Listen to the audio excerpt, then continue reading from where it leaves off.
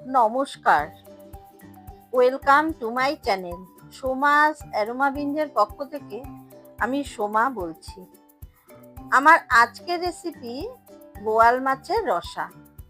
বাটা মশলা দিয়ে একদম ঘরোয়া রেসিপিতে আজকে আমি এই রেসিপিটা শেয়ার করছি।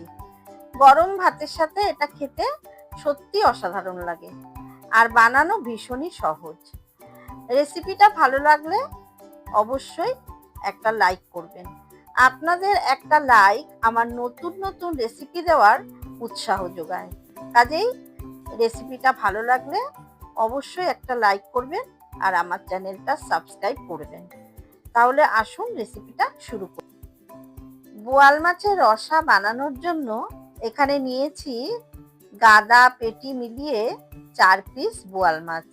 মাছ পরিষ্কার করে ধুয়ে নিয়েছি। এবারে মাছের মধ্যে দিয়ে দিলাম পরিমাণ মতো লবণ আর পরিমাণ মতো হলুদের গুঁড়ো। লবণ হলুদ মাছের গায়ে খুব ভালো করে মাখিয়ে 10 থেকে 15 মিনিট রেখে দেব।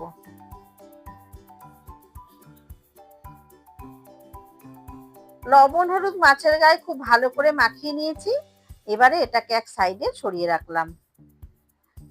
তারপর নিয়ে নিচ্ছি একটা মিক্সার গ্রাইন্ডারের বাটি। বাটির মধ্যে নিয়ে নিলাম 1/2 ইঞ্চি আদা স্লাইস, 5 থেকে 6 কোয়া রসুন, অর্ধেক টমেটো,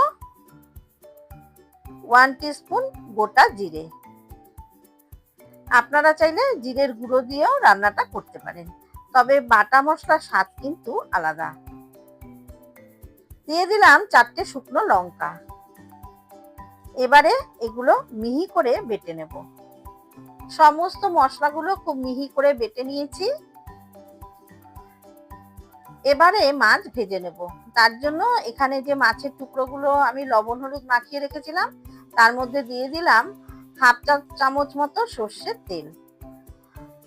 বোয়াল মাছ আঁশ ছাড়া মাছ, তাই একটু তেল দিয়ে সর্ষের তেল দিয়ে মেখে তারপরে ভাজলে কিন্তু আর তেল ছিটে আসবে না।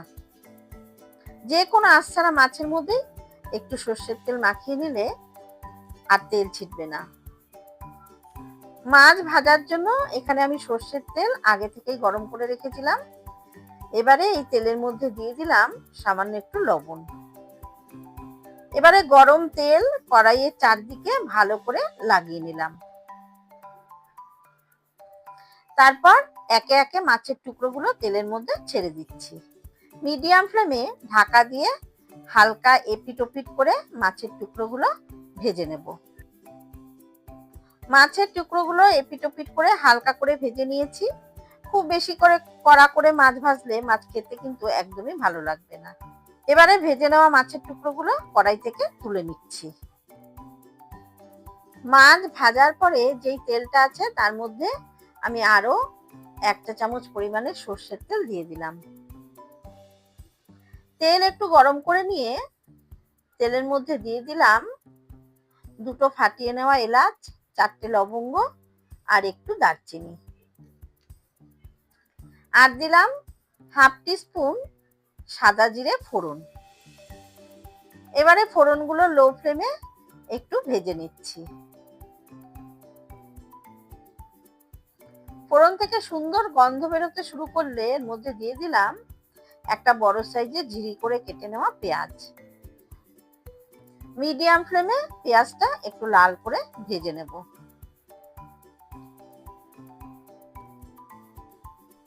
পেঁয়াজটা বেশ লাল করে ভেজে নিয়েছি। এখন এর মধ্যে দিয়ে দিলাম আগে থেকে বেটে রাখা মশলা। এবারে পেঁয়াজের সাথে মশলা খুব ভালো করে একটু ভেজে নেব, তাতে আদা রসুন টমেটোর কাঁচা গন্ধটা চলে যাবে। এইভাবে বাটা মশলা দিয়ে যে কোনো মাছ রান্না করলে কিন্তু তার স্বাদ ভীষণই ভালো হয়।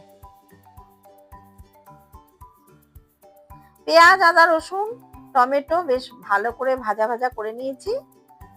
এবারে এর মধ্যে দিয়ে দিচ্ছি 1/2 টিস্পুন হলুদের গুঁড়ো, স্বাদ মতো লবণ আর 1/4 টিস্পুন চিনি।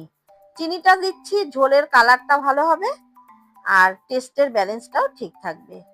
লবণ, চিনি মশলার সাথে ভালো করে মিশিয়ে নিয়ে এর মধ্যে দিয়ে দিলাম মশলার বাটি ধোয়া সামান্য একটু জল।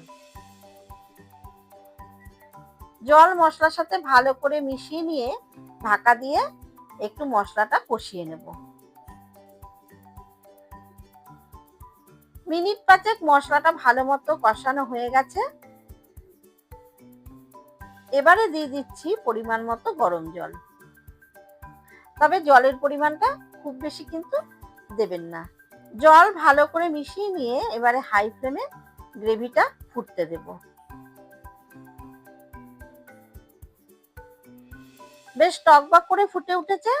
এবারে একে একে ভাজা মাছের টুকরোগুলো ঝোলের মধ্যে দিয়ে দিলাম। চাইলে এর মধ্যে আপনারা আলু ভেজেও দিতে পারেন, তবে আমি দেই না।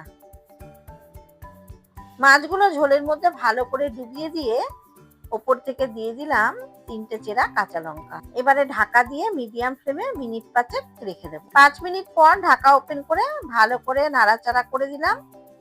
তারপর গ্যাসের ফ্লেম অফ করে দিলাম। আমাদের বোয়াল মাছের রসা একদম তৈরি। এটা গরম গরম ভাতের সাথে দারুণ লাগে খেতে। আমার আজকের এই বাটা মশলায় বোয়াল মাছের রসা রেসিপিটা যদি ভালো লেগে থাকে তাহলে অবশ্যই বাড়িতে একদিন ট্রাই করুন, আর কমেন্ট করে জানাবেন আপনাদের কেমন লাগলো। আমার রেসিপিগুলো ভালো লেগে থাকলে অবশ্যই একটা লাইক করবেন, আর আত্মীয় স্বজন বন্ধু বান্ধবের সাথে প্রচুর প্রচুর পরিমাণে শেয়ার করবেন। আর হ্যাঁ, অবশ্যই আমার চ্যানেলটা সাবস্ক্রাইব করবেন।